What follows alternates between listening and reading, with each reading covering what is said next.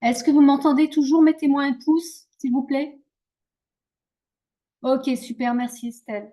Très bien, merci Sylvie, Sandra, merci. Ok, super. Donc on voit que vous avez l'habitude des audio live. Pour ceux qui n'ont pas l'habitude des audio live, Valérie, je vous inviterai tout à l'heure à monter dans la salle après ma présentation. Voilà ce qui se passe, vous avez des emojis en bas pour participer pendant que je fais ma présentation. Vous me mettez un like, vous me mettez un cœur, un bravo si ça vous convient. Quand je vous demande si vous me suivez, mettez-moi un like. Et puis aussi, à la fin de ma présentation, je vous proposerai de venir dans la salle audio pour poser vos questions ou pour contribuer sur les choses que vous connaissez en PNL. Donc aujourd'hui, le sujet, hein, c'est la PNL, la programmation neurolinguistique, un outil puissant de connaissance de soi et des autres. Pourquoi je fais ce live? J'en avais déjà fait un sur ce sujet. Aujourd'hui, j'aimerais démystifier les croyances sur la PNL, qu'on en finisse une fois pour toutes sur les idées fausses sur la PNL. Donc, j'aimerais commencer par ça. Moi, ça fait très, très longtemps que j'utilise la PNL. J'ai été formée en 2009, j'ai été formée au niveau praticien en, en programmation neurolinguistique et ça m'a beaucoup aidé dans mon métier d'accompagnante en thérapie holistique. Je l'utilise dans tous les domaines que j'utilise en hypnose. De toute façon, l'hypnose est basée aussi, l'hypnose érectionnelle est basée sur ça a été issu de l'hypnose érectionnelle. Je vais vous expliquer tout ça, déjà l'origine de la PNL. En tout cas, c'est très efficace pour se connaître, pour apprendre à se connaître et pour apprendre à connaître les autres et à cesser d'être dans le jugement de soi et des autres. C'est très, très efficace. C'est un outil très puissant de connaissance de soi. Donc, je vais commencer ma présentation et après, je vous inviterai à monter dans la salle pour poser vos questions. Bienvenue aux nouveaux arrivés. Si je vous inviterai tout à l'heure, et alors pour tout à l'heure, pour monter dans la salle, Valérie, je vous ferai monter tout à l'heure dans la salle, il suffira de cliquer sur la petite main en bas à droite pour demander l'autorisation de monter dans la salle et je vous ferai monter dans la salle et puis à ce moment-là, vous pourrez activer votre micro et poser vos questions.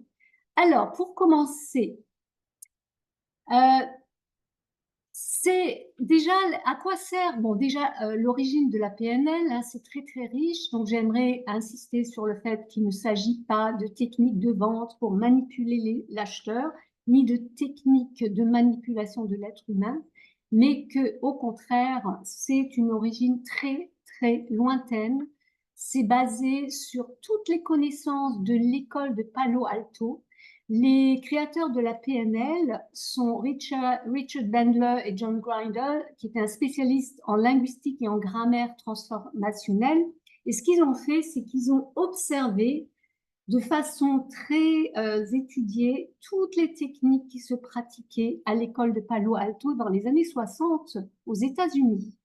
Et ils ont créé cette méthode qui est donc basée sur toutes ces techniques. Donc ces techniques, les influences et les référents de la PNL sont déjà la linguistique, hein, pour ceux qui s'y connaissent un peu dans ce domaine, la sémantique générale de Alfred Korzybski, la grammaire transactionnelle, vous connaissez tous Noam Chomsky. Hein.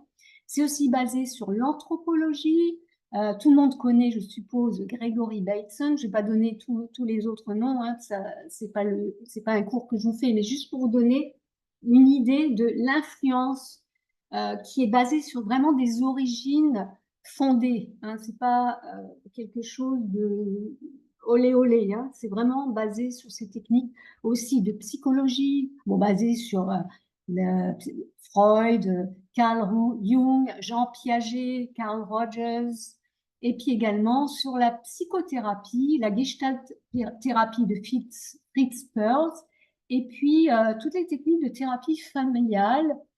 Vous connaissez sans doute Virginia Satir, qui est très connue dans ce monde-là, et puis bien sûr aussi la phénoménologie avec Edmond Husserl, et puis l'hypnose, bien sûr, avec le grand Milton Erickson. Donc, c'est par rapport à toutes ces techniques-là que les PNListes ont modélisé tous ces systèmes pour en faire une méthode qu'on appelle la programmation neurolinguistique. Est-ce que vous me suivez jusqu'à présent? Mettez-moi un pouce, dites-moi ce qui vous me suivez, mettez-moi un petit pouce pour que je sache que vous êtes avec moi, que je ne vous perds pas. Ok, super, merci. Alors, pourquoi programmation? Alors déjà, l'histoire derrière ce nom un peu barbare, hein, programmation neurolinguistique, ils avaient créé ce nom-là pour être pris au sérieux dans les années, quand ils ont créé leur méthode, parce qu'il fallait un nom sérieux pour que ça soit accepté, qu'ils puissent faire des publications, etc. Mais il y a quand même une cause au nom qu'ils ont choisi, parce que programmation, pourquoi programmation? Parce que le cerveau humain fonctionne par le biais de programmes que nous mettons en place tout au long de notre vie. Ces programmes sont en fait des automatismes de pensée, de sensation, de comportement. Et il existe des programmes inconscients et des programmes conscients, notamment en ce qui concerne les apprentissages. Et la PNL propose de prendre conscience de cette façon de fonctionner et d'élargir ainsi nos choix. Neuro, pourquoi neuro? Parce que le système nerveux et notre cerveau traitent les données que nous appréhendons par le biais de nos 5 sens: visuel, auditif, kinesthésique, olfactif, gustatif, ce qu'on appelle en PNL le VACOG.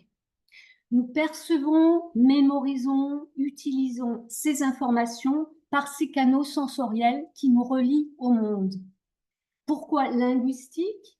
Parce que le langage est à la fois verbal et non verbal. Il passe par les mots, les attitudes, les gestes et toute autre information extérieure. Les actes visibles ou micro-comportements à peine perceptibles, par exemple, que l'on peut ressentir à un niveau inconscient.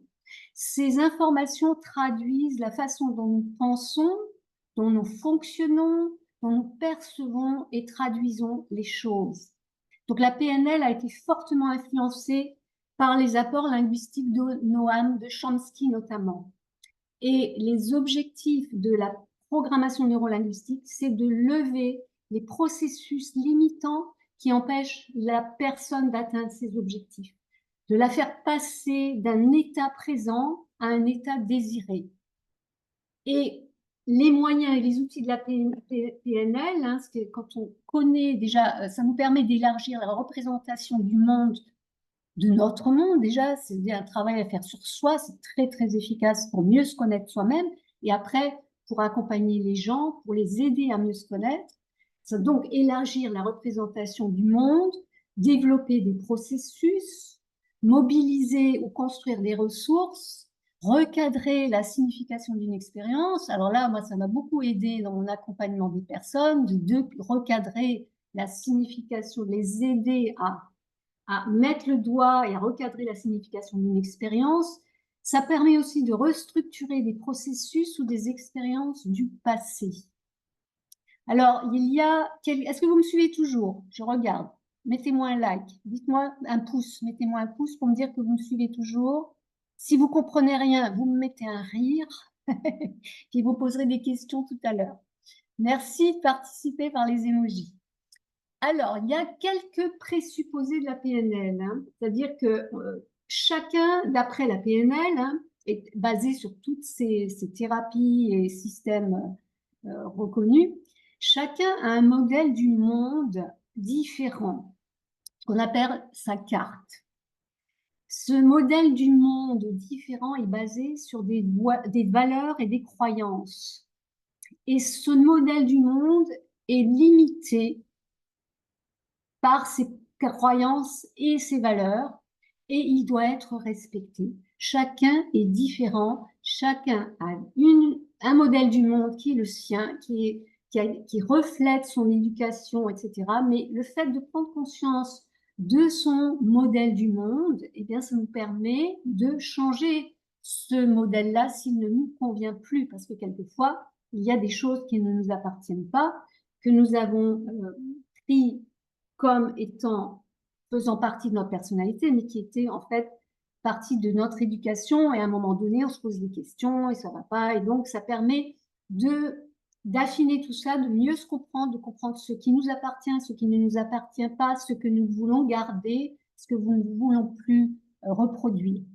Donc, il y a aussi comme présupposé, c'est qu'il y a une intention positive derrière chaque comportement humain par rapport à la dynamique interne de l'individu.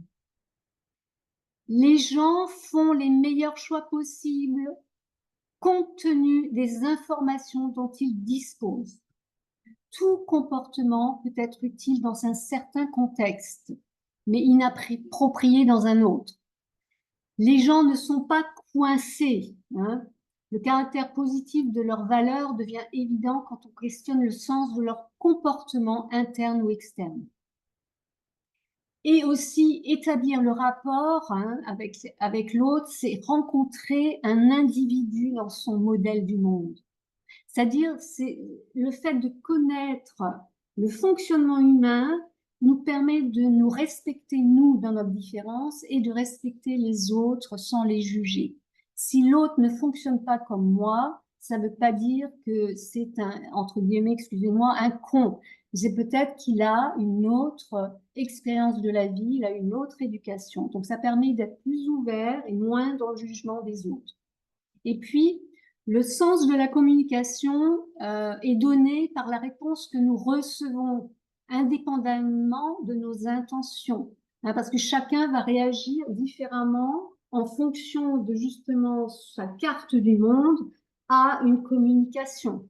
Et en communication, il n'y a pas d'échec, mais seulement de l'information. Les individus disposent de deux niveaux de communication, conscient et inconscient, interdépendants. Et tout individu cherche à assurer sa cohérence subjective. Est-ce que vous me suivez toujours?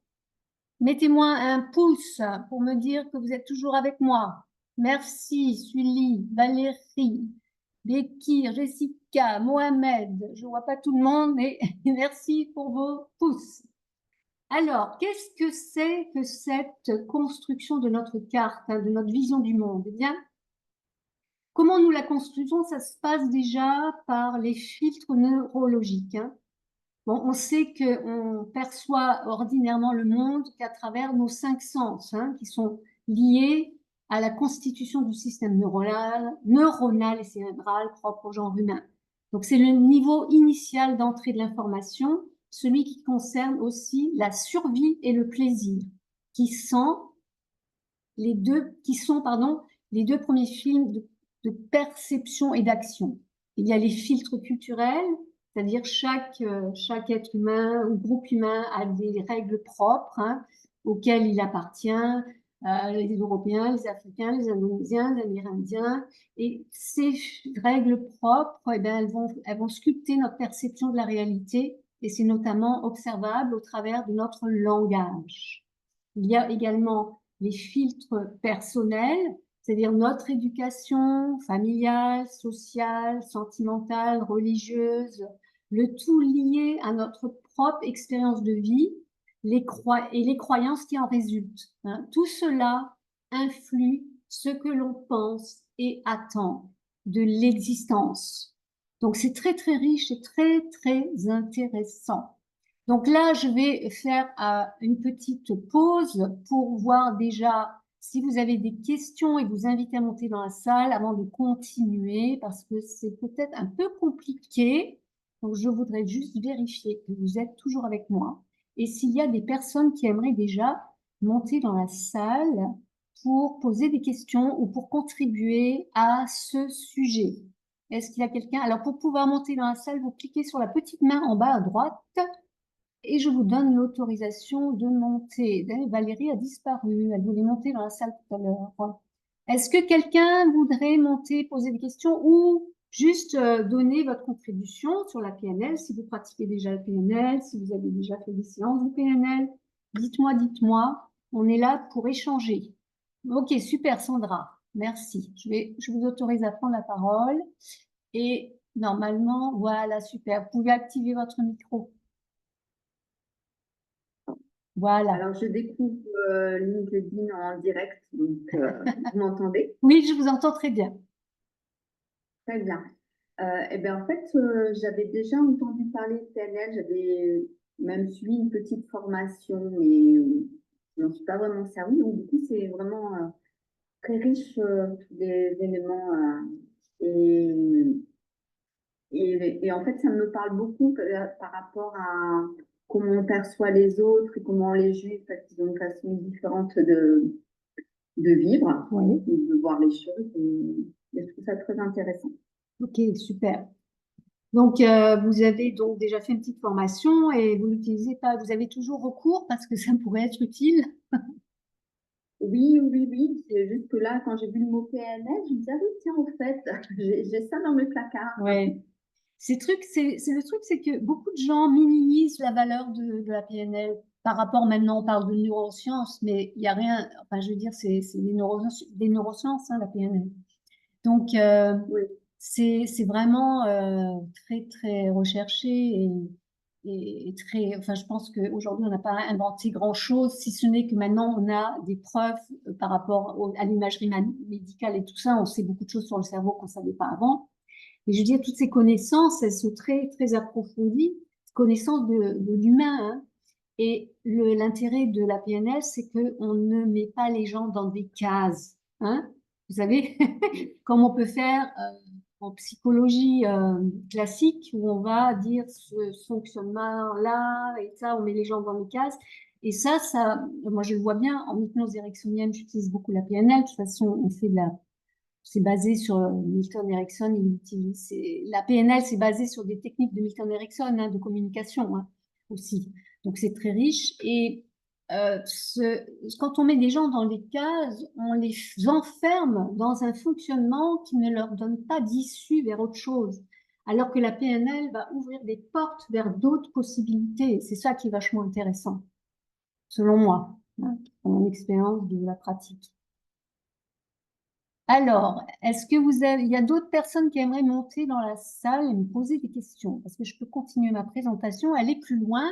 Si vous voulez que j'aille plus loin dans la présentation, mettez-moi un pouce. Ou si vous voulez monter, vous poser vos questions, n'hésitez pas. On est là pour échanger, hein. Merci pour le pouce, le cœur, les cœurs. OK, il n'y a pas de demande OK, pas de demande pour monter dans la salle. Pour ceux qui connaissent pas les audio live, vous cliquez sur la petite main à côté des emojis. Et comme ça, je peux vous faire monter dans la salle et vous donner la parole. Donc, pour l'instant, je vois pas de demande. Donc, je vais continuer ma présentation. Où en étais-je? Voilà. Donc, déjà, vous savez, il y a plein de techniques qu'on apprend en PNL et qui sont très utiles pour la relation de tous les jours avec les autres, hein, pour mieux communiquer avec les autres, hein. Déjà, on dit en PNL, hein, que la communication, c'est 7% de mots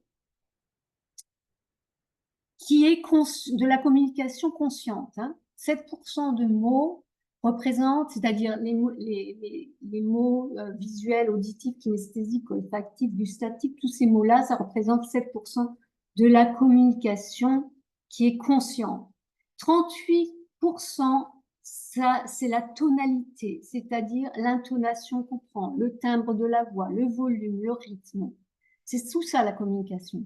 Et 55%, c'est de la physiologie, c'est-à-dire la posture, les gestes, la respiration, etc. Ça représente la communication inconsciente et c'est ça dont on perçoit le plus finalement sans s'en rendre compte consciemment. Donc c'est très important. Vous savez déjà, on sent tout de suite, je ne sais pas si vous avez déjà vécu ça, vous sentez que quelqu'un vous rejette, mais vous ne savez pas pourquoi. Ben, c'est juste, ça peut être juste une expression de visage, ou ça peut être le timbre de sa voix, ou ça peut être une posture, ou une façon de détourner le regard, ou quelque chose qui peut nous donner cette impression-là. Donc des fois, on se fait des films, hein, mais des fois, la plupart du temps, quand on est connecté, quand on se connaît bien et qu'on est connecté à son intuition, en général, c'est révélateur, c'est souvent vrai, hein. Donc, c'est important de pouvoir faire confiance à son intuition. Et donc, une des façons de communiquer de façon respectueuse et être à l'écoute, c'est en fait de se synchroniser à l'autre. Donc, il y a des techniques de synchronisation, ça ne veut pas dire copier l'autre, hein, des trucs pas du tout subtils, hein, parce que la synchronisation, déjà, quand on est, vous savez, quand on est en face de quelqu'un en colère, je donne un petit exemple. Quelqu'un très en colère, c'est important de ne pas être avec une voix toute douce, mais calme-toi. Il n'y a rien de plus énervant pour quelqu'un en colère. Donc le truc, c'est apporter, c'est mettre le ton de la voix à son niveau, mais un peu plus bas.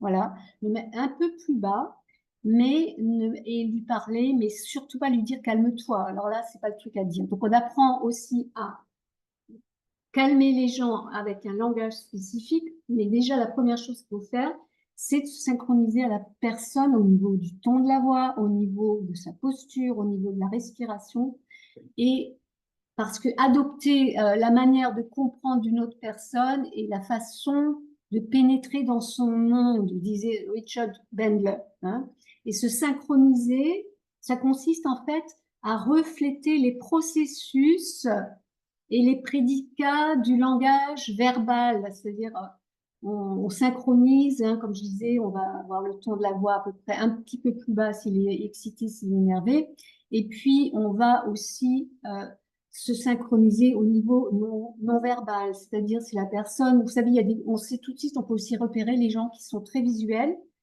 les gens qui sont kinesthésiques, les gens qui sont auditifs. Vous savez, des fois, on pense que les gens ont un regard fuyant parce qu'ils ne vous regardent pas en face. Alors ça peut être le cas, mais c'est souvent pas le cas. C'est souvent parce que ce sont des gens qui fonctionnent principalement avec le système, le sens préférentiel auditif. Et s'ils regardent la personne, ils n'arrivent pas à se concentrer sur ce qui est dit. Et ces gens-là, on les repère quand ils vous regardent pas en face, ils ont les yeux qui regardent ailleurs, qui font voilà, qui regardent des mouvements et qui ne vous regardent pas en face, parce que s'ils vous regardent, ça les déconcentre sur ce que vous dites. Donc ça, ce sont des repères qu'on peut avoir. Et les gens qui sont très visuels, en général, ils vous fixent dans les yeux. Ils vous parlent en vous fixant dans les yeux. Ça peut déstabiliser les gens de type auditif, parce qu'ils n'ont pas l'habitude de communiquer comme ça. Donc quand on sait ça, c'est déjà enrichissant pour ne pas juger l'autre en face, tout de suite se dire, ah, il est fuyant, il est faux, etc. Se dire, ok, c'est peut-être quelqu'un qui a besoin qui n'arrive pas à fixer les gens quand il communique, quand il se concentre sur ce qui est dit. Et puis il y a aussi les kinesthésiques. Les kinesthésiques, on voit tout de suite qu'on a affaire à un kinesthésique parce qu'il va s'affaler dans le fauteuil. Ça ne veut pas dire qu'il est impoli, c'est qu'il se met à l'aise. Il est très, il a besoin voilà, il est dans le corporel, il a besoin de toucher, il se rapproche de vous. Vous savez, des fois, on a l'impression, les visuels, ils n'aiment pas trop qu'on s'approche d'eux. Et puis, quand on est trop près, il est collant. Vous voyez, tout ça, c'est très, très riche. Ce sont des petits trucs à savoir pour cesser de juger l'autre parce qu'il est différent de nous. C'est pas parce qu'il nous colle que c'est une sangsue. C'est simplement que c'est quelqu'un qui a besoin de toucher, qui a besoin de contact pour être bien avec les gens. C'est un kinesthésique, ce qu'on appelle un kinesthésique. Et puis, donc, le fait de se synchroniser, de mieux comprendre l'autre. Hein. Donc, quand on se synchronise, par exemple, un kinesthésique, on ne va pas se tenir droite comme un piquet en face de quelqu'un qui s'affale dans son fauteuil. Si on accompagne dans l'accompagnement, moi, j'adopte l'attitude de la personne qui est assise à côté de moi. Si elle est kinesthésique, je vais voir, elle s'affale, et bien, je vais, moi, me détendre. Je ne vais pas m'affaler dans mon fauteuil, mais je vais me mettre dans une position très relaxée. Je ne vais pas rester très droite et assise. Moi, je suis une visuelle kinesthésique. Donc, c'est important aussi, vous savez, si vous avez, je dis, vous accordez à la voix de la personne, si elle est très douce, si elle a une voix très douce, on va parler doucement. Si c'est quelqu'un qui parle fort, eh bien, on va élever un peu la voix parce que elle va se sentir. Qu'est-ce qui se passe au niveau inconscient? C'est que la personne, quand on adopte sa manière de communiquer ou de se comporter, elle va se sentir comprise. Et donc, ça va créer un rapport de confiance. Alors, tout ça, ça s'apprend, hein, ça se développe. Et il y a différentes façons de se synchroniser à la personne. Ça peut être, par exemple, ce qu'on appelle, vous savez, si vous êtes assis, ben, comme je vous disais, assis, quelqu'un qui s'affale dans ce fauteuil, ben, vous allez vous asseoir de façon relaxée dans votre fauteuil. Quelqu'un qui est auditif, c'est-à-dire qui ne supporte pas qu'on le regarde, qu'on le fixe dans les yeux, eh ben, vous allez éviter de le fixer dans les yeux. Vous allez le regarder de temps en temps, mais pas le fixer avec votre fixation de visuel, hein, comme les visuels peuvent être très, très ouais, fixes, ils ne se rendent même pas compte qu'ils fixent les gens directement. Donc, ça, c'est des façons de ce qu'on appelle la synchronisation. Il y a plein de différents types de synchronisation à l'autre pour qu'ils se sentent en confiance et compris. Il a l'impression d'être avec quelqu'un qui est un peu comme lui, quoi, mais qui n'est pas comme lui, mais qui se comprend. Tout ça, c'est un niveau inconscient que ça se passe. Donc, cette synchronisation, elle doit se faire de façon très subtile. Quand on commence à apprendre ces techniques-là, bien sûr, c'est pas très subtil, mais après, ça devient très naturel à force de pratiquer. Ça devient quelque chose qui fait partie de la vie, hein. On s'en rend même plus compte. On le fait systématiquement de façon naturelle quand on est avec quelqu'un. Et puis, euh, quand on se synchronise à quelqu'un comme ça, après, ce que ça va faire, ça va déjà la mettre en confiance, la personne, et d'autre part, ça va apaiser la personne, et donc la conversation, la communication sera plus fluide et plus facile. Il y a aussi des techniques que j'enseigne, moi, dans la façon d'aborder les gens. C'est qu'il y a des gens qui supportent pas qu'on soit à leur gauche ou à leur droite. Et ça, c'est très important. Et si vous changez de position, vous pourrez essayer avec des gens de votre famille ou des amis que si vous sentez qu'une personne est mal à l'aise quand vous vous tenez debout à sa droite, eh bien, vous pouvez essayer de vous tenir debout à sa gauche. Et peut-être qu'elle va se sentir plus relaxe. Et ça, c'est une histoire de communication avec le cerveau droit ou le cerveau gauche. Ça marche en croisée. C'est-à-dire, si vous êtes à côté d'une personne sur sa droite, vous communiquez avec son cerveau gauche. Et si vous êtes sur sa gauche, vous communiquez avec son cerveau droit. Les personnes qui sont dans le mental, dans le contrôle, ils supportent pas qu'on se mette sur leur gauche. Parce qu'à ce moment-là, ils se sentent, comment dire, comment dire, ils ont l'impression qu'on interfère dans leur intimité, dans leur jardin secret. Est-ce que vous me suivez ou je vous perds avec toutes mes explications? Mettez-moi un pouce pour me dire que vous me suivez toujours. Yes? Ok, super. Ok. Alors, en PNL, on parle également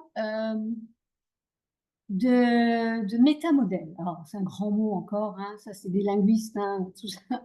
Bon, pour faire simple, le métamodèle, en fait, c'est un ensemble d'outils linguistiques qui permet à la communication d'être précise dans l'utilisation du langage.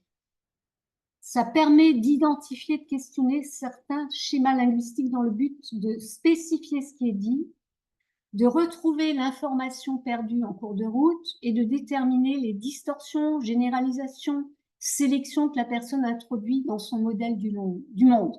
Vous avez par exemple des gens qui commencent toujours leur phrase par le problème c'est que. Le problème c'est que. Déjà, ah bon, c'est quoi? Et déjà leur faire prendre conscience de ça, ça se crée énormément de stress quand on commence toutes les phrases avec le problème c'est que. À chaque fois qu'on pose une question, on dit le problème c'est que. C'est comme oui mais, oui mais, oui mais. Donc on a déjà une idée du type de fonctionnement. C'est contrôle et surtout, il y a toujours des problèmes. C'est ce qu'on appelle il y a différents types de métamodèles, hein. Il y a les personnes qui perçoivent le monde, vous savez, le verre à moitié vide et le verre à moitié plein. Ben voilà. Donc, les personnes qui sont le problème, c'est que qui commencent les phrases comme ça, c'est des personnes qui voient le monde avec le verre à moitié vide. Donc, ça donne déjà des pistes, hein. Et puis, ça ne veut pas dire qu'on les juge. C'est pas pour juger les autres et pour dire il faut pas être comme ça. Mais déjà, de prendre conscience qu'elle fonctionne comme ça. Et ça ne veut pas dire que c'est pas bien. Mais ça peut aussi, quand vous accompagnez quelqu'un, si ça lui pourrit la vie d'être dans ce fonctionnement-là, l'aider à en prendre conscience, ça va pouvoir l'aider à changer. Ne plus dire le problème, c'est que. De mettre, par exemple, le défi, c'est que, qui est déjà un terme plus positif, qui donne une optique plus optimiste de la vie. Vous voyez, ce genre de choses. Et puis, la PNL, c'est aussi l'art de poser les questions. On n'est jamais dans pourquoi. Pourquoi tu es comme ça? Pourquoi tu te sens mal? Pourquoi vous êtes toujours? C'est pas, ça, on tourne en rond. Pourquoi je me sens mal? Pourquoi je suis triste? Mais vous y êtes encore dans 20 ans à vous demander pourquoi. En PNL, on a des questions quand, où, comment, qui, quoi, pas pourquoi. À moins que ça soit dans le sens de dans quel but, dans quel objectif. Mais pourquoi c'est tourné en rond? Pourquoi je me sens mal? Eh bien, vous n'aurez jamais de réponse. C'est comment puis-je ou qu'est-ce qui me fait me sentir mal? Ça, c'est déjà une question plus intelligente. Qu'est-ce qui me fait me sentir mal? Dans quel cas je me sens mal? Ou quand est-ce que je me sens mal? Déjà, ça permet de clarifier les situations qui font qu'on se sente dans cet état-là. C'est un début d'aller vers autre chose. Quand on est pourquoi je me sens mal, ah, parce que je suis triste, parce que j'en ai marre, parce que j'ai des problèmes d'argent, parce que ma mère si, parce que mon père ça, on n'en finit pas. Et on ne va pas vers des solutions. Donc la PNL, c'est vraiment une approche orientée solution. Ça ne veut pas dire on ne parle pas des problèmes. Ça ne veut pas dire qu'on fait comme si les problèmes n'existaient pas, mais on prend conscience de l'origine de ces problèmes avec des questions intelligentes. Je vois que quelqu'un a levé la main. Barum, je vais vous donner la parole. Est-ce que tout le monde a suivi jusqu'à présent? Mettez-moi un pouce. Super. Bonjour Barum. Oui, oui, bonjour, bonjour, comment ça va? Ça va et vous? Oui, très bien. Bon, je suis bon, à Uvira, au sud Kivu, en République démocratique du Congo. Oui. Est-ce que vous avez Et une vous avez question? bien Oui. entendu, Ouais. bon,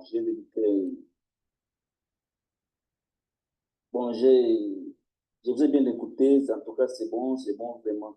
Juste, donc, vous dites que, Pardon? Ah, d'accord, vous avez coupé votre micro là, on vous entend plus. Ok. Donc, merci pour votre intervention, Barum. Est-ce que quelqu'un d'autre voudrait intervenir, poser une question, monter dans la salle? Estelle, Sully, Valérie, Devaki, Mohamed, Béchir, j'espère que j'ai bien prononcé, ou quelqu'un d'autre. Il n'y a pas de aussi. Quelqu'un voudrait monter dans la salle, poser une question, contribuer? Non? Donc, je continue. Ah, Valérie, tiens, revoilà Valérie. Voilà, voilà. Normalement, c'est bon. Vous pouvez activer votre micro. Voilà. Alors, bonjour à tous. Moi, je connaissais pas du tout la PNL et donc ma question, c'était par rapport à l'intelligence émotionnelle. Oui. Je pense que c'est similaire à ça, non? Ça aide à développer l'intelligence émotionnelle, hein, c'est sûr. Mais c'est pas Oui, la même chose, hein. Oui. non. C'est-à-dire là, c'est vraiment apprendre à se connaître. Déjà, je vais continuer tout à l'heure, on a encore du temps, la présentation. C'est apprendre à se connaître soi, à connaître son mode de fonctionnement et aussi à accepter l'autre dans sa différence en comprenant que le fonctionnement de l'être humain. Ok? Donc évidemment, Ouais. ça aide à développer son intelligence émotionnelle, mais tout dépend de ce qu'on entend par intelligence émotionnelle, hein, parce que l'intelligence émotionnelle, pour moi, c'est travailler avec le cœur, c'est être avec le cœur. Mais on peut pas être avec le cœur si on n'a pas certaines connaissances, c'est difficile. Enfin, je veux dire, c'est tout un ensemble, hein, l'intelligence. Oui, bah oui, tout est Ouais, lié. voilà, Tout est lié. ouais, c'est ça. Qu'est-ce que vous entendez, vous, par intelligence émotionnelle? Ben, en fait, c'est que quand, par rapport à des situations avec les autres ou avec soi-même, de comprendre ses émotions, d'aller vraiment, d'analyser en profondeur les émotions. Donc, c'est aussi la connaissance de soi, approfondir aussi sa connaissance de soi avec les émotions. Ouais. Encore que je dirais que les émotions, c'est quelque chose de spontané et qui n'est pas quelque chose que l'on peut analyser forcément. On peut, mais on peut, le but étant de comprendre l'origine pour pouvoir la libérer, en fait. Ça, d'accord, dans ce sens-là. Mais comprendre les émotions, c'est souvent compliqué. Justement, parce que Bah, l'émotion ouais. est un, comment dire, est comment dire, une conséquence de quelque chose qu'on ne comprend pas souvent, qu'on réagit par Oui, les mais émotions, pas vous toujours voyez? forcément conscient, mais il y a des Ouais. fois, ça Oui, dépend des oui, personnes. Il y en a qui vont être conscients et d'autres moins. oui, Enfin, moi, je suis réflexologue, hein, je oui, suis à La Réunion oui. Ah, d'accord. bah, la réflexologie, voilà, ça me parle beaucoup parce que ça fait 16 ans que je pratique et Mm. bah, en fait, on a des émotions, enfin, Oui, depuis, ça a toujours existé. oui, oui. Et les Chinois ont découvert que, bon, c'est la réflexologie, c'est allié à la médecine chinoise. Mhm. Et les Chinois ont découvert qu'il y avait des émotions qui sont représentées par les organes. Oui, Voilà, que ce soit colère, peur, tristesse, etc. oui. Et après, voilà, c'est à ressentir au fond de soi, tout ça, forcément. Non, moi je suis tout à fait d'accord. Même je suis kinésiologue et c'est basé sur la médecine énergétique chinoise également. Ah oui, bah Donc, de oui, toute ça intéresse. façon, on est dans l'holistique, vous voyez. Mais ce qu'il y a, c'est que par rapport à des thérapies holistiques qui vont aller à la source à libérer le corps de la mémoire cellulaire, comme on fait en kinésiologie, en réflexologie, tout ça, hein, libérer les émotions, hein, engrammer dans la mémoire cellulaire du corps, dans les organes, souvent, eh bien, ça permet de conscientiser, la PNL, ça permet de conscientiser les choses, disons. C'est très important. Parce que pour moi, sans conscience, sans conscientisation, et d'ailleurs Jung le disait aussi, il n'y a pas de changement possible. Ah oui, oui. Voilà, La donc, conscience, ça me ouais, parle beaucoup aussi. ouais, c'est très important. Donc ça permet cette clarification, la PNL, mais de façon consciente, parce qu'on peut régler beaucoup de choses à niveau inconscient, en hypnose érectionnelle par exemple. Mais il y a le fait de prendre conscience, ça nous permet de reprendre le contrôle sur notre vie et de choisir, d'avoir le choix. Voilà, de dire, OK, je continue à fonctionner comme ça ou je décide de changer de fonctionnement pour être mieux dans ma vie. Vous voyez? Et c'est pas juste libérer le problème ou le symptôme, mais c'est aller reprendre sa vie en main, en quelque sorte, si je peux dire ça, une chose comme ça, de façon totalement consciente. Hein, bien sûr, il y a tout un travail de libération qu'on fait aussi en PNL, hein, technique de libération, de croyances limitantes. On travaille sur les croyances limitantes. On va aller explorer les valeurs, parce que la plupart des gens, quand on leur demande, moi je demande, quelles sont vos valeurs de cœur, ils vont me parler des valeurs d'éducation en premier souvent. Ils ne sont pas sûrs de ce que c'est que les valeurs. Donc déjà, les valeurs, nos propres valeurs, c'est ce qui nous anime, ce qui fait avancer dans la vie. Et les croyances, elles déterminent nos actions aussi. Hein. Donc, c'est important de prendre. On fait ce travail-là en PNL de façon très profonde pour aller identifier des croyances limitantes et on va les transformer. On va pas les effacer, mais on va les transformer, ces croyances limitantes. Vous voyez? C'est donc très intéressant. J'ai vu qu'il y avait des gens qui avaient levé la main, mais je les ai perdus, là, du coup, ils sont repartis. Vous pouvez redemander la parole, hein? Ah, voilà, les voilà. Bekir et Devaki. Ben, merci Valérie. Ben, c'est bien que vous soyez à La Réunion. Vous êtes où à La Réunion? Avec plaisir. Ben, je suis à La Réunion, moi, depuis 10 mois, donc je suis dans le sud de l'île. D'accord. Ok, moi, ça fait 26 ans, 27 ans que je suis à La Réunion. Je suis à Saint-Paul.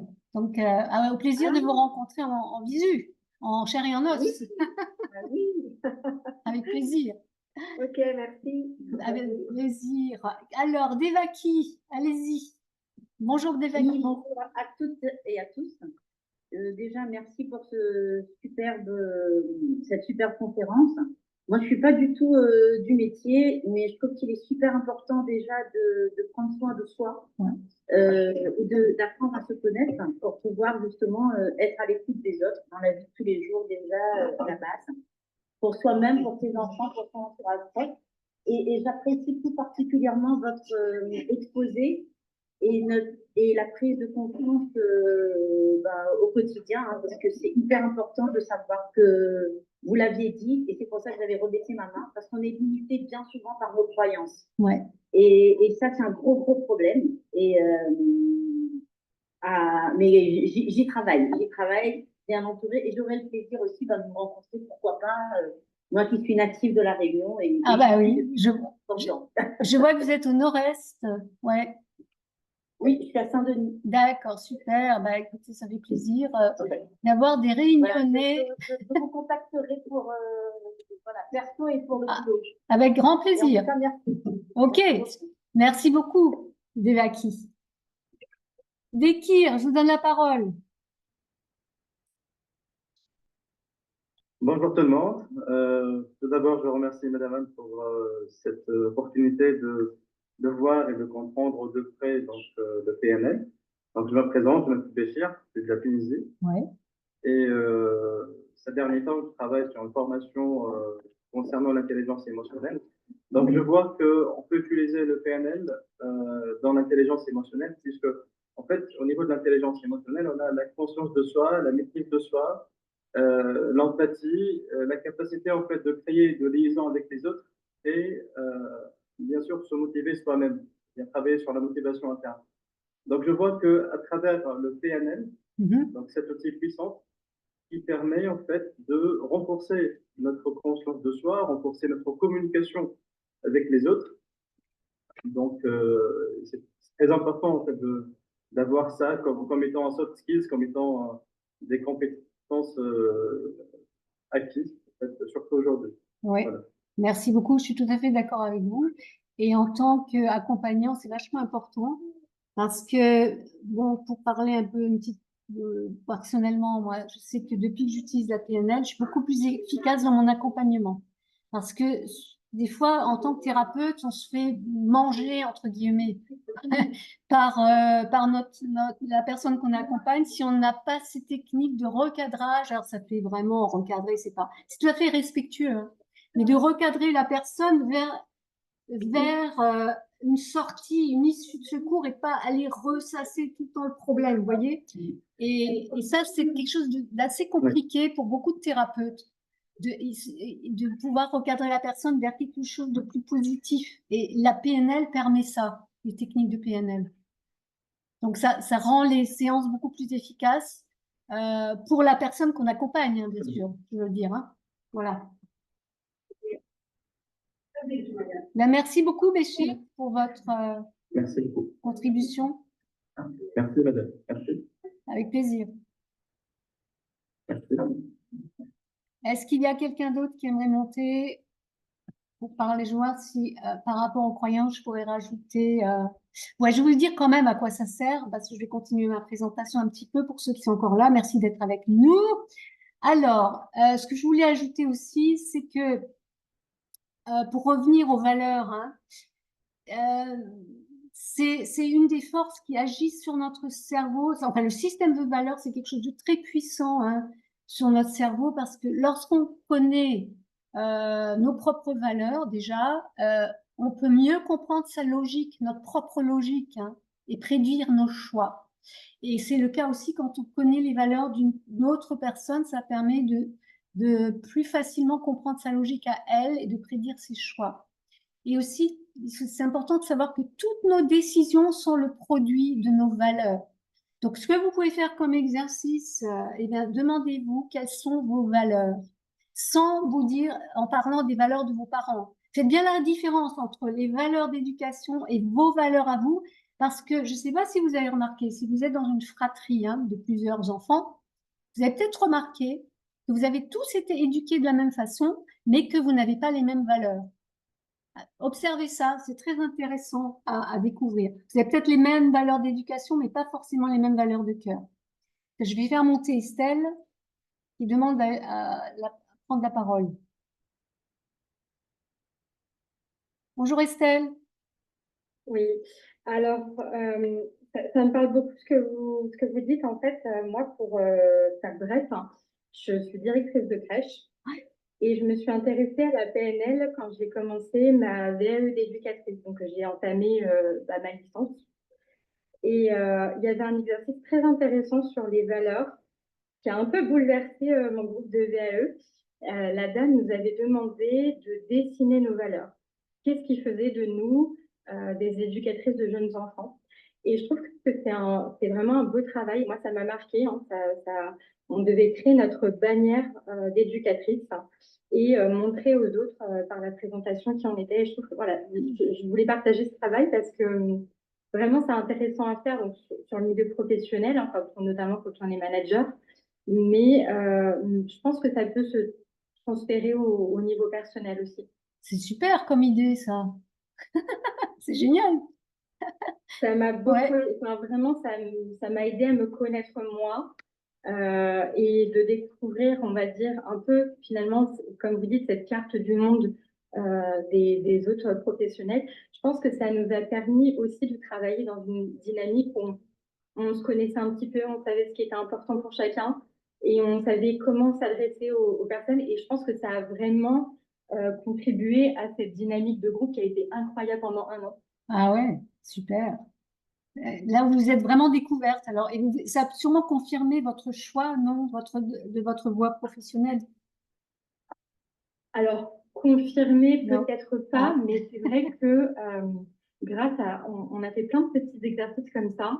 Je ne sais pas si la dame était formée à la PNL ou pas, mais ça m'a mis sur la voie de la PNL en tout cas. Et vraiment, quand je suis devenue manager, j'ai vraiment voulu travailler cette partie-là. Mais c'est vrai que d'apprendre à se connaître et de savoir comment on fonctionne, de savoir quelles sont nos valeurs profondes, c'est vraiment aidant au quotidien.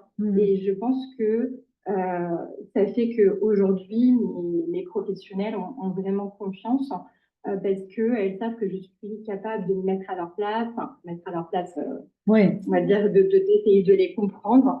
Et je leur répète sans cesse, bon, je leur fais pas de la PNL à la crèche, hein, mais je leur répète sans cesse qu'on a toutes des visions différentes. Et je trouve que ça a complètement changé leur dynamique de travail. Ouais. Alors, c'est pas parfait, mais en tout cas, on voit que elles sont plus dans la compréhension des unes et des autres. Ouais. C'est essentiel dans les entreprises de connaître la PNL et de la pratiquer, bien sûr, avec ses équipes. Parce que déjà aussi pour les recrutements, c'est un outil extraordinaire pour choisir les bonnes personnes à des postes adaptés. Hein? C'est génial. Enfin bon, voilà. Ben, merci beaucoup pour votre contribution, Estelle. Merci à vous. Ok, alors je termine ma présentation. Il reste 10 minutes. Alors attendez. Hop. Là, c'était les valeurs. Donc, c'est la question à vous poser. Et Estelle a été une bonne illustration de ce que ça lui a permis. Et en fait, quand même, pour confirmer, enfin, pour appuyer ce que vient de dire Estelle, eh bien, les avantages de connaître son système de valeurs et celui des autres, hein, pour le futur, eh bien, ça permet de cesser de se juger soi déjà, et de juger l'autre. Ça permet de mieux comprendre les réactions, les décisions, ses propres réactions, ses propres décisions, mais aussi celles des autres. C'est plus facile de s'adapter à l'autre que d'essayer de le changer. Hein. Vous savez, on a tous essayé de changer, je pense, à un moment donné, l'autre. Hein, mais on sait que ça ne marche pas. Donc, s'adapter à l'autre, c'est mieux, ça va être plus efficace qu'essayer de le changer. Et puis, et comme je disais, c'est un excellent filtre pour l'emploi, les relations, et aussi les relations amoureuses et sociales. Et aussi, le fait de connaître votre propre système de valeurs, ça va vous permettre de bien identifier ce que vous recherchez, bien identifier ce que vous évitez, déterminer l'origine de vos valeurs. Est-ce que ce sont vos valeurs, celles de vos parents, celles de vos ancêtres, etc. Réévaluer ces valeurs selon vos propres choix et vous créer des objectifs nouveaux ou des objectifs plus appropriés qui soient alignés à vos valeurs. Et l'autre facette extrêmement importante, le gros morceau qu'on a déjà mentionné, ce sont les croyances. Et il existe des exercices spécifiques en PNL pour identifier les croyances qui nous limitent. Et ce qui est important, c'est que les croyances sont à la base de tout processus du changement. Elles posent les frontières de ce qui est faisable.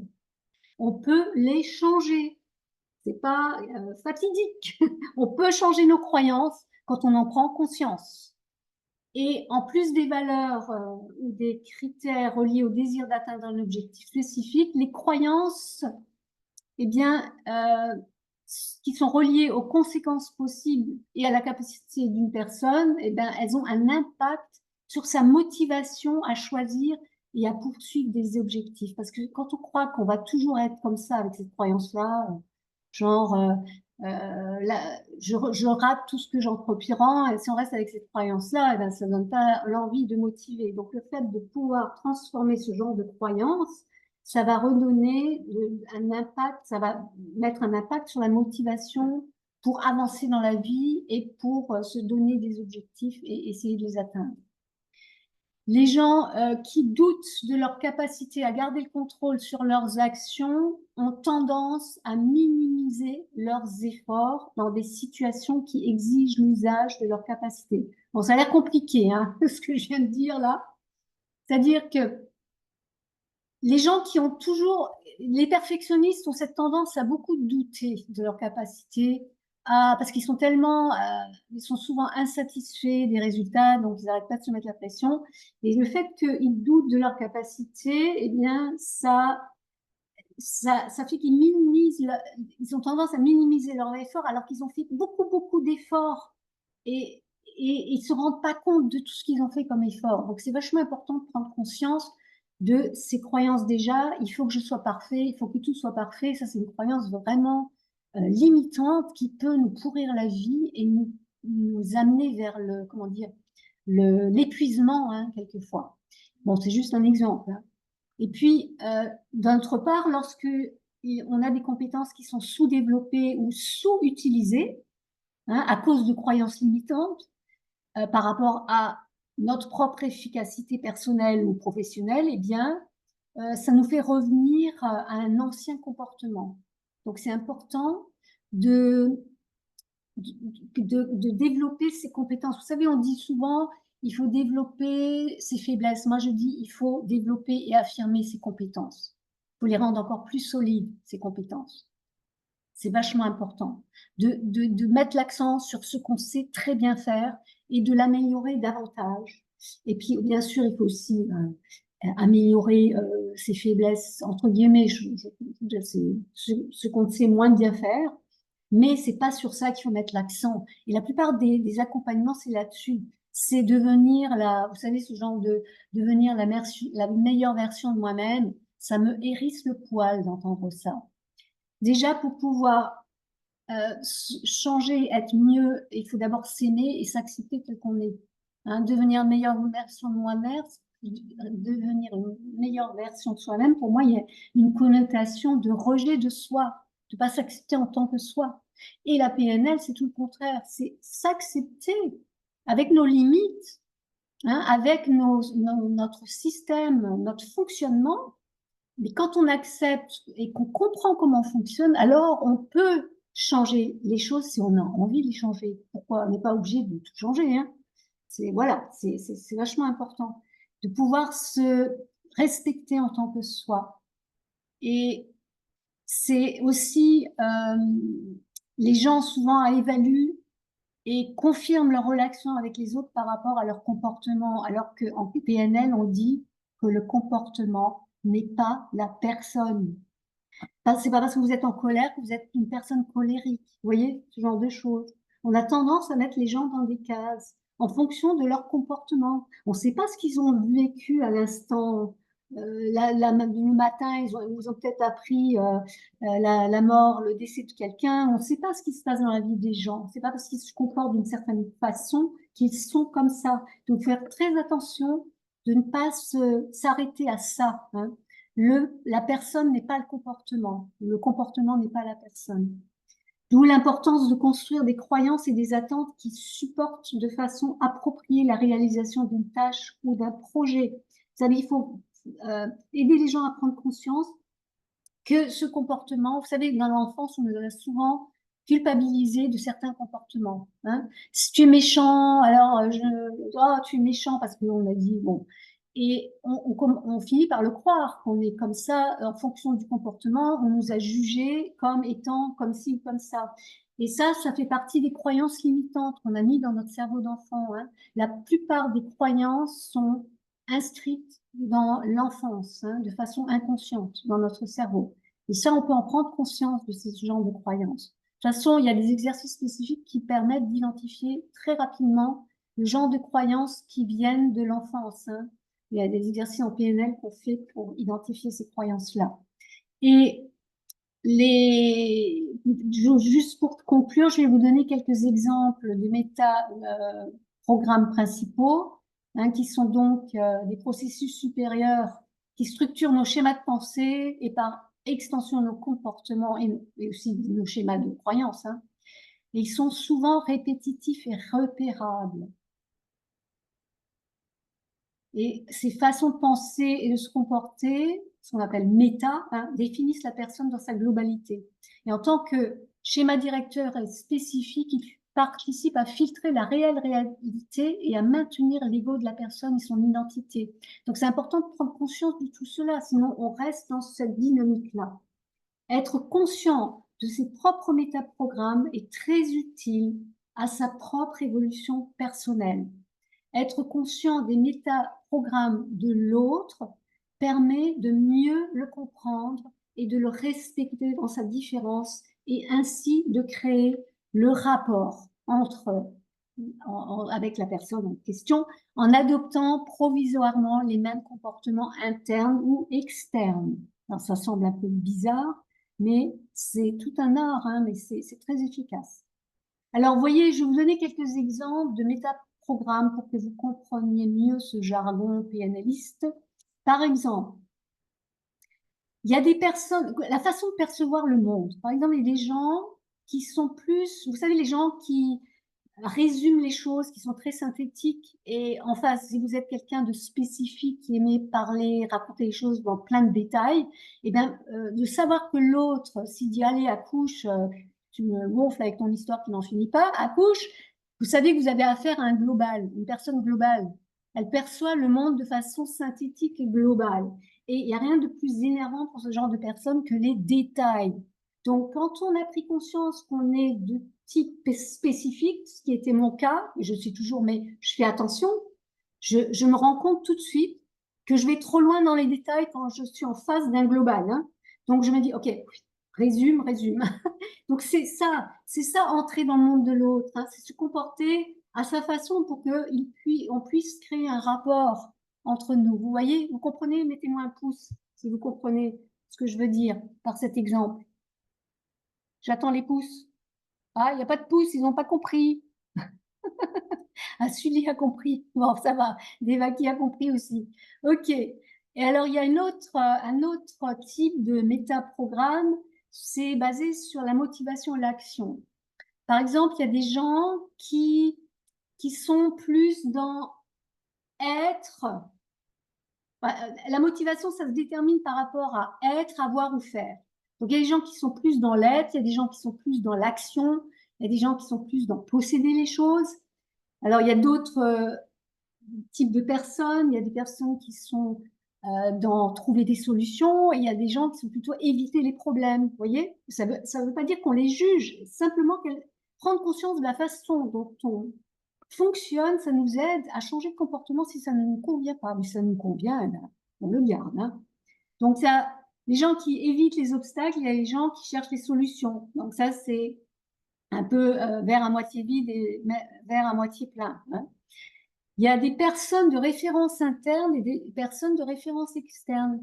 Alors, il n'y a rien de plus énervant pour une personne de référence interne, c'est-à-dire c'est une personne qui fait ses choix et ses propres jugements en fonction d'elle-même. Elle n'a pas besoin des autres pour prendre des décisions.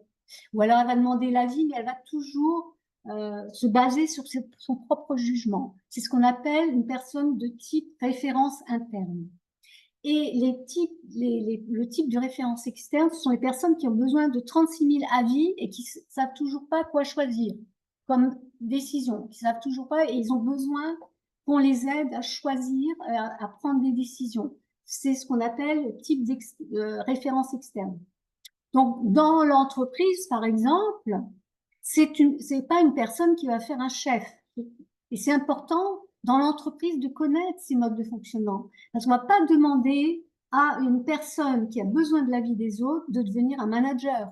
Hein, vous comprenez ce que je veux dire? Bien sûr, on fait un travail d'équipe, on reste pas dans son coin en tant que manager, mais ça ne sera pas un bon profil de manager. Ce qui ne veut pas dire que ça sera un mauvais employé. Hein, c'est pas un jugement. Simplement, ils fonctionnent comme ça. Donc, on ne va pas donner un poste de manager à ce type de personne. En ce qui concerne notre méthode, il y a pour la motivation, l'action, il y a aussi les gens qui sont dans l'action tout le temps, qui sont beaucoup dans l'action, ce qu'on appelle les proactifs, hein. C'est des personnes qui créent l'événement. Il y a des personnes qui sont actives, c'est-à-dire qui réagissent, et puis il y a les personnes qui sont spectateurs et qui sont passifs. Donc, ça, c'est ce type de comportement de métaprogramme. Voilà, en gros, hein, après, ça va loin, hein. Je vous donne juste quelques exemples. Il y a aussi, là, en parlant d'entreprise, pour mettre les gens dans les bons postes, c'est important de savoir ça, c'est le type procédurier ou le type créatif. C'est-à-dire, le type procédurier, il aime les modes d'emploi et les instructions qu'il suit à la lettre. Voilà, donc, dans des postes comme ça, on va mettre un procédurier, on va pas mettre un créatif qui aime bien faire les choses à sa propre sauce et changer. Il supporte pas quand il y a trop de règles et ça l'énerve. Vous voyez? Donc, c'est vachement important de connaître ce type de métaprogramme humain. Et après, il y a bien sûr les questions très importantes à poser. Toujours poser des questions intelligentes, l'art de questionner les gens. C'est toujours en termes positifs. Quand vous vous posez vous-même, vous êtes dans une problématique, posez-vous les questions de façon positive et spécifique. Par exemple, qu'est-ce que je veux précisément? Dans votre situation présente, où suis-je présentement par rapport à ce que je veux? Où est-ce que j'en suis?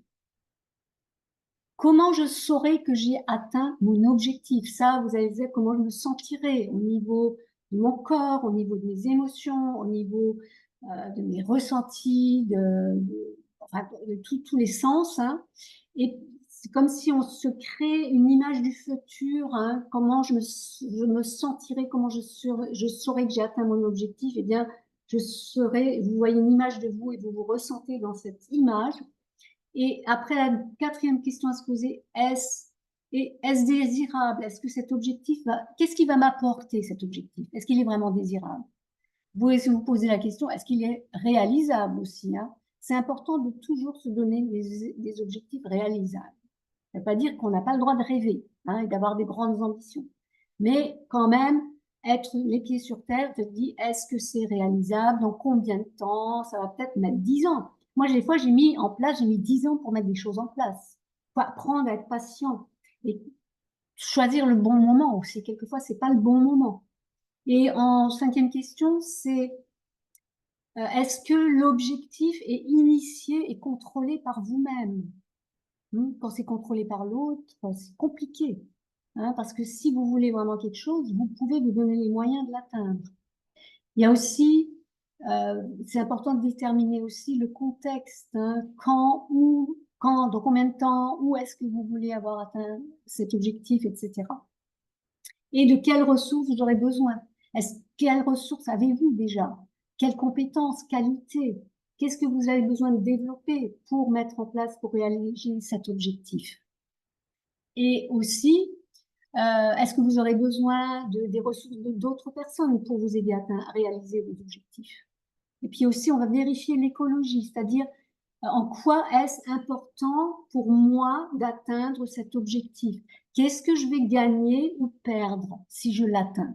Ça, c'est le genre de questionnement qu'on utilise en PNL et qui font avancer. C'est ce qu'on appelle se poser les bonnes questions, pas tourner en rond avec des choses qui nous enferment dans les mêmes comportements. Voilà.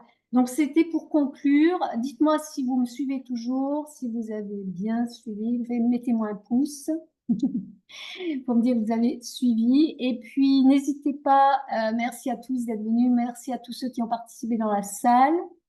Je fais un audio live tous les jeudis. Donc, si vous voulez être notifié, il suffit de vous abonner à mon profil, hein, comme ça vous recevez les notifications de mes événements. Je fais aussi des conférences en Zoom des fois. La semaine prochaine, je ne sais pas si je vais faire sur la kinésiologie psycho-émotionnelle ou sur je sais plus ce que j'ai prévu pour la semaine prochaine.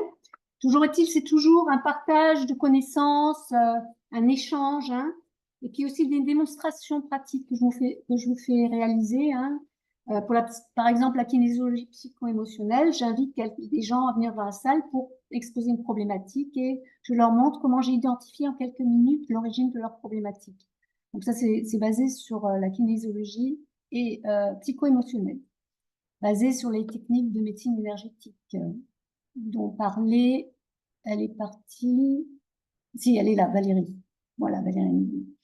Donc, voilà, et je vais mettre tout à l'heure un lien si vous voulez prendre rendez-vous pour un entretien d'évaluation ou pour prendre directement une séance de coaching PNL avec moi qui dure 1h30 à 2h et qui est vraiment transformateur pour pouvoir apprendre à se connaître rapidement et se poser les bonnes questions et comprendre certains comportements et pourquoi on réagit comme ça, etc.